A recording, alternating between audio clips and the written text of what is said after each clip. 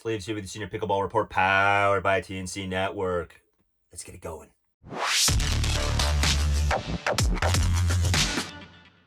Today we talk with Senior Champions Pro, Kelly Stroble. Kelly has an interesting background that's not traditional coming to pickleball. In other words, it's not about a racket sport.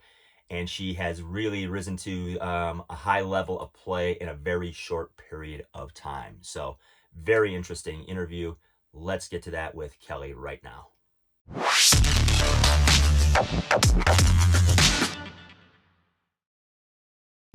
Okay, welcome to the Senior Pickleball Report, Kelly Stroble. Hello, Mike. How are you?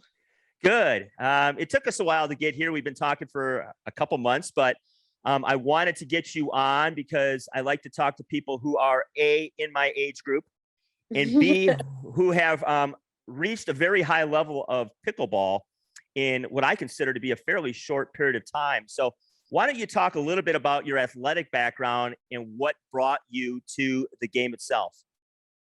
Okay, I grew up playing softball, so no tennis background or anything like that. Just like Teresa, I grew up about 7 years old. I started playing softball very competitively from Southern California and went on to D1 and represented the United States for, I think I was like a sophomore in high school. And then after I had kids, I was bored. I was in Maryland, cold.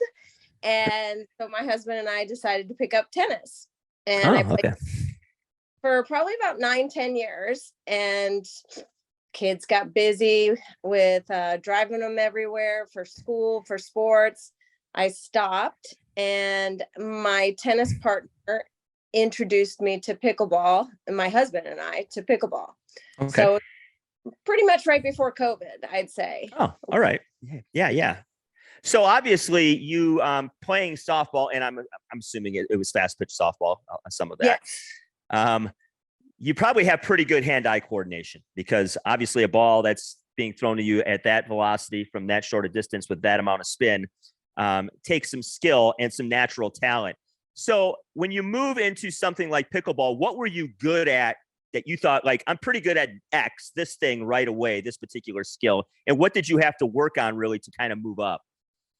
Defense. I was very good at defense. Okay. Defense and speed. And like you said, the eye-hand coordination, which really, really helps. And when you play a high-level sport, you can anticipate well with any other sport. And I think that really helped. It helped me excel into tennis and then also pickleball. I am not the best at the pickleball technique. I don't look pretty. I'm very unorthodox, but it works. I'm a softball player who is playing pickleball, and I love it. Right. And sometimes I think that unorthodox technique, I think of Suzanne Barr, it throws people off. And when you have to play them in a match, 2 out of 3 or just a game to 15, by the time sometimes they figure that person out, it might be a little too late. So I think in some levels, it's a unique advantage to have, is maybe not to be the sort of have all the strokes like all the tennis players that sort of roll into this game have. What level did you really start playing tournaments at? I self-rated at 4.0, and I had been playing 2 months, and I won the tournament. I played with a really unique gentleman, one of my best friends, Gator Gavin. I'm sure good name. Around. And we won that tournament, went on 3 weeks later and played a 4-5 tournament, and we won that. And then I think COVID hit about 4 months later. Okay. So was it helpful to have somebody who had experience in playing tournaments with? Oh, yes. I mean, I didn't know what I was doing at all. I still wanted to, go through the kitchen, Yeah. Right on, right on. Yeah. So, I mean, you've come a long way in what I consider to be a relatively short period of time. And I say that because, I watched the US Open and I looked at, kind of follow what you were doing. And some of the people you're playing with, talk to some of the partnerships that you had. And these are high level players. I mean, if you're playing split age, you're playing with some people who can really ball. So talk about your schedule, your US Open experience, and, what you enjoyed about that. Wow. It was by far, the best experience that I've had, and it's not always the wins and losses. And like you Right. said, I was honored to play with Shelby and Andre. Andre was just, I mean, like that was an extreme honor, and he was very patient with me. Step on the court playing these, high level young pros, Right. and competing, you just got more confident each match, but you're still like, wow. I'm playing with when I played Simone and Jaime, and I have Andre. I'm playing with 3 tennis legends, Right. and little old me, little old granny me, So, I mean, it was amazing, and we were 1 match shy of that, bronze medal match. It was exhausting, long, but probably one of my favorite experiences of all. Yeah, I mean, and because people are obviously, you play with Andre Daescu, people are not going to target him. No. So you had a lot of balls coming your way. Talk about because it's one thing that, to compete at a level when you have a particular skill set, and obviously you do, but it's another thing to do that and to have the grind of the day emotionally and mentally, knowing that any match you walk into with somebody like that, they're coming after you. So talk about like how you dealt with that. I don't get nervous very often because that competitive nature kicks in, but Right. I was nervous to play with Andre. Sure. He could have played with Beth Bellamy or somebody like that, but he stuck with me, and we did well. I'd have to say it was more about not letting him down was my, and then the center court with Simone. I mean, I came off the court very frustrated because that's me, I can do better. But then it sets in later going, you did this. Right. And you don't have their background, and you're okay. And let's go on to the next match. And that's what we did. And we, rattled off 3 or 4 more, you had a good run. Yeah, the Alex Trung match was amazing. That was an amazing match. And you talk about being fired at. Oh yeah. Left and right. But that mental, strength does kick in, when I get on the court. I think it does help, your background. So my nerves were more about playing with Andre. Yeah. So that being said, obviously, you relied on your competitive spirit through, obviously decades of high level play in different sports. What did you take away from this that you think you learned that, you get in that situation next time? Here's probably something I need to work on or improve upon. What would you gain from that? Well, definitely work on, my game of consistency. Definitely I can handle, the hard balls and my speed. It's just more the consistency and setting up my partner better. Okay. At times knowing when to be aggressive and not. Right. That level, the strategy changes. You're at the highest level in senior pro, but it's still a different strategy when you're playing with young pros. It definitely is. It's much more of a power game. And sometimes you better snap before them, or sometimes you got to be able to get out of the way. I only had my foot stepped on once. Oh, that's impressive. New paddle company, Pickle, PCKL, great paddle line, great price points. Anything you want from starter paddle to intermediate to a pro series high level paddle. Check them out. Get 15% off using my discount code. Pickle, it's the future. Are you looking to stay up to date on the latest pickleball news and tips? Look no further than the Sleeve Senior Pickleball Report newsletter. Get the scoop on the sport, learn how to stay healthy while playing, and find out about upcoming tournaments. Subscribe now to get all the pickleball info you need. So do you prefer mixed or women's? Mixed. Okay. And why? I think it's the speed. It's okay. Yeah. And it relates more to softball. It's definitely the speed and the power. Yeah. Right. So let's talk about your year up to this point. Obviously, you're playing tournaments. We're about a third of the way through the year already. What do you, I guess, are you happy with the way the season's going? And what do you have coming up this year that you're sort of looking forward to as well?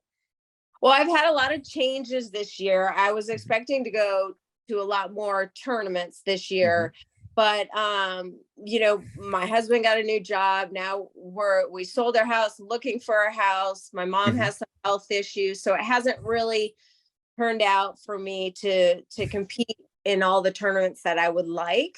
Right. But my training, I have a fantastic crew here of guys who, like, Eric Kennedy, I mean, major shout out to him. He's the one who's brought me along this far after, Gavin and, Scott Tingley and Ryan Missick and John Kennedy, Tiago. I mean, all of them. And Jose, who doesn't love fiery Jose? Let's go. Let's go. That whole 585 crew has taken me under their wing, talking about what's coming up. I go there for the summer. I go there for, about 2 weeks, and all of them take me under, their wing, the Valeni family, they're wonderful. So I have people who really helped me a lot, Dom Catalano was one of the first. We were all stranded for COVID. This is how I met all these people and got where my girlfriend who brought me into it, she has a pickleball court in her backyard. Okay. So somebody introduced me to Eric Kennedy and says, "Oh, he needs a senior partner." And I just laughed because I'm like, a 4-0. Yeah. 4-0. And somehow we started playing for like 5 of us, Dom Catalano, Eric, and my husband and a couple others at her house all through COVID. And they trained me, they helped me. And that's how I got started with them. We did a money ball, the very first money ball that Dom Catalano did. It was 23 games. And and we played. It was Eric and I actually won it, but it was from 8 a.m. in the morning till 8 p.m. at night. But those guys all started me, and then I met Scott Tingley, and they've been wonderful to me. Yeah, and that's the thing, you can't replace really playing with people at that high a level, because there's just little intangibles that you never pick up on your own, because you get to see it up close. You get to get, beat by them at certain points. And you're like, oh, they did that, or they did this. And I think playing at that level, obviously you can drill all you want and do those things, but unless you're playing people that can really, really challenge you day in and day out, I think it's hard to get to a really high level like that, like you did. And like I said several times, in a pretty short time. So congratulations. That's pretty impressive. Thank you. Talk about, you're playing, even the discussion we just had, you're talking about Moneyball and playing matches and that many matches, and even the grind of the US Open and playing in different categories day after day after day. What do you do to kind of keep yourself fit because these aches and pains come up once you cross the 50 barrier like we have? Is there things you do to kind of keep you moving? Well, for me, I was always this short, stocky softball player. And I'd say 6 years ago, I lost 55 pounds, but I was never congratulations super heavy. But I just, people I don't know, it just came off. It was good. I mean, I watched my calories in, calories out, but I ate. I love food. Yeah. So to be in shape now, it's more all that protein. I love vegetables, and I do play a lot Right. and do, exercise, but I'm not in the gym lifting.